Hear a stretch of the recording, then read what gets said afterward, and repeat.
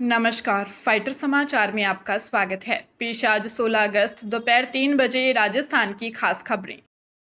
राजस्थान में आगामी निकाय चुनावों की सरगर्मी तेज हो गई है, जहां कल सोमवार को विभिन्न वार्डों के आरक्षण की लॉटरी निकाली जाएगी और इसके बाद दोनों प्रमुख राजनीतिक दलों भाजपा व कांग्रेस में टिकट वितरण को लेकर मंथन व घमासान शुरू होने की पूरी संभावना है, क्योंकि स्थानीय स्तरों पर गुटबाजी हावी है और कद्दावर नेताओं की प्रतिष्ठा पूरी तरह दांव पर लगी हुई है तथा पार्टी आला कमान ने बागडोर संभालने के लिए बाहर से भी नेताओं की ड्यूटियां लगानी शुरू कर दी हैं, ताकि ज्यादा से ज्यादा पार्षदों को जिताया जा सके। और यदि टिकट वितरण में पसंदीदा चेहरों को मौका नहीं मिला तो भीतर घात का खतरा भी बढ़ गया है। इसलिए सभी दल फूंक फूंक कर कदम रख रहे हैं ताकि चुनाव परिणामों में बेहतर प्रदर्शन किया जा सके और स्थानीय नेताओं का राजनीतिक वर्चस्व भी सुरक्षित रह सके।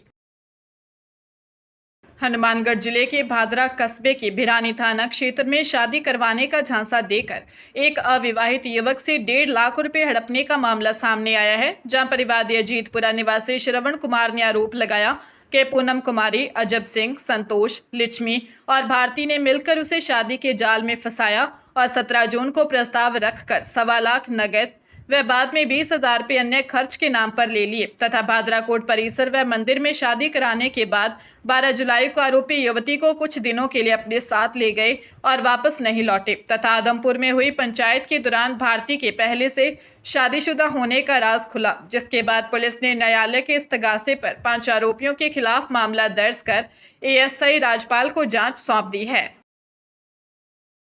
पूर्व मुख्यमंत्री अशोक गहलोत ने राजस्थान में मेडिकल कॉलेजों की होड़ पर चिंता जताई है। उन्होंने कहा कि निजी संस्थान मान्यता तो हासिल कर रहे हैं, लेकिन कई जगह उचित अस्पताल या पर्याप्त मरीज नहीं हैं, जिससे छात्रों को व्यवहारिक अनुभव नहीं मिल पाता। फैकल्टी की भारी कमी सरकारी कॉलेजों में भी है। एनएमसी निरीक्षण के समय बाहर से फैकल्टी बुलाकर मान्यता ली जाती है, जिससे गुणवत्ता गिर रही है। गहलोत ने सीबीआई द्वारा एनएमसी और स्वास्थ्य मंत्रालय के अधिकारियों की गिरफ्तारी का हवाला देते हुए कहा कि यह समस्या देशव्यापी है। उन्होंने केंद्र, एनएमसी और राज्य सरकारों से पूछा कि सुविधाएं कागजों पर हैं या हकीकत में, क्योंकि मेडिकल शिक्षा में गुणवत्ता मरीजों की जान से जुड़ी है। बीकानेर के पोक्सो कोर्ट में बच्ची से दुष्कर्म के एक मामले में निर्धारित 90 दिन की अवधि के भीतर पुलिस द्वारा आरोप पत्र पेश न किए जाने पर आरोपी को डिफॉल्ट बेल मिलने का मामला सामने आया है, जिस पर जज डॉक्टर मनीषा चौधरी की अदालत ने तत्कालीन जेएनवी कॉलोनी थानाधिकारी विक्रम तिवाड़ी की कार्यप्रणाली को घोर लापरवाही, अकर्मण्यता और कर्तव्य के प्रति उदासीनता करार दिया है। अदालत ने गंभीर अपराध में कानूनी प्रावधानों की पालना न किए जाने पर गहरी नाराजगी जताते हुए पुलिस महानिदेशक को पत्र भेजकर तत्कालीन थानाधिकारी के खिलाफ नियमानुसार सख्त विभागीय कार्रवाई सुनिश्चित करने तथा 2 महीने के भीतर उसकी रिपोर्ट न्यायालय में पेश करने के निर्देश दिए हैं और साथ ही इस आदेश की एक प्रति राजस्थान सरकार के गृह सचिव को भी भेजने के निर्देश दिए हैं, ताकि लापरवाह अधिकारी के विरुद्ध उचित कार्रवाई की प्रक्रिया पूरी की जा सके। बीजेपी प्रदेश अध्यक्ष मदन राठौर ने कहा कि आगामी पंचायत और निकाय चुनावों में टिकट वितरण पूरी तरह सर्वे के आधार पर किया जाएगा, जिसमें किसी भी कार्यकर्ता के साथ कोई भेदभाव नहीं होगा और जनता की पसंद तथा सेवा भाव रखने वाले व्यक्ति को ही प्राथमिकता दी जाएगी। स्थानीय चुनावों में केंद्र और राज्य के साथ कड़ी जोड़ने से विकास को गति मिलने की बात कहते हुए उन्होंने गोविंद सिंह डोटासरा के उस आरोप पर पलटवार किया जिसमें लॉटरी प्रणाली में ओबीसी, एससी और एसटी वर्ग को कम प्रतिनिधित्व मिलने की बात कही गई थी। राठौर ने स्पष्ट किया कि यह प्रक्रिया ओबीसी और चुनाव आयोग की रिपोर्ट के आधार पर हो रही है, जिसमें सरकार की कोई भूमिका नहीं है। और मल्लिकार्जुन खड़गे की सभा के बाद मंच के शुद्धिकरण के आरोपों को खारिज करते हुए उन्होंने कहा कि पार्टी छुआछूत बर्दाश्त नहीं करती, बल्कि समाज को एकजुट करना चाहती है।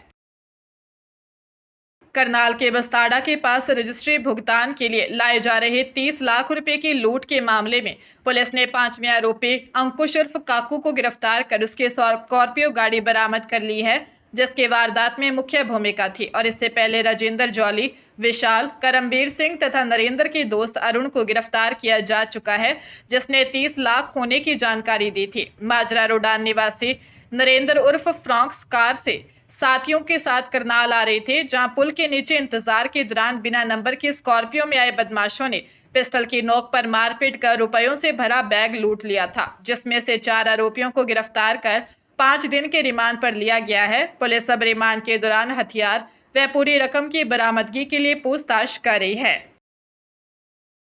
हनुमानगढ़ के नौहर क्षेत्र में फिफाना थाना पुलिस ने अदालत के आदेश पर विवाह विवाद से जुड़े मामले में 8 लोगों के खिलाफ भारतीय न्याय संहिता की विभिन्न धाराओं में प्राथमिकी दर्ज की है, जिसमें रतनपुरा निवासी हेमराज ने आरोप लगाया है कि उसकी पत्नी पिंकी का बिना तलाक लिए ही परिजनों ने उसका दूसरा विवाह वीरेंद्र कुमार के साथ करवा दिया, जबकि हेमराज और पिंकी का विवाह 19 अक्टूबर 2020 को हुआ था और उनके एक पुत्र भी है। प्रार्थी के अनुसार पत्नी के मायके जाने के बाद 6 मई को जब वह अन्य परिजनों के साथ वहां पहुंचा तो उसे अवैध रूप से दूसरा विवाह होने की जानकारी मिली, जिसके बाद विरोध करने पर उसे धमकियां दी गई और पुलिस ने पिंकी, वीरेंद्र, सुनील, प्रमीला, राजेश, पूनम, बलजीत और सरोज को आरोपी बनाते हुए मामले की गहन जांच शुरू कर दी है।